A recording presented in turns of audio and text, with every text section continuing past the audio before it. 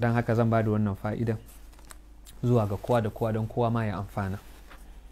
Idan kana da jarrabawa ko kana da wani abin da za ka tunkara na kasuwanci lokacin za ka fara abin, ko kuma za ka shiga wani makaranta kana son ka tunkare abin don ka samu nasara, to za ka na yin wannan addu'an da safe da yamma.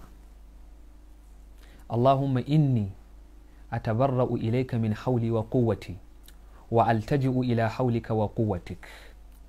Allahumma a'inni wa la tu'in alayya wansurni wa la tansur alayya wahdini wa yassir hudali.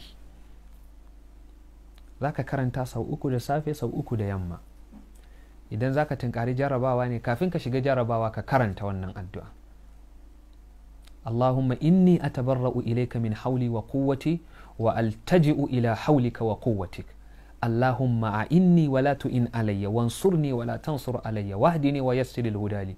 In ka karanta wannan addu'an domin neman nasara akan jarabawa, ko domin neman nasara akan fara kasuwanci, ko domin neman nasara akan fara neman aure, ko domin neman nasara akan duk abin da ya ci kurkure aka rasa mafita, insha Allah wa Allah Ubangiji zai karfafe ka, domin ka fawwada al'amarinka ne zuwa ga Allah.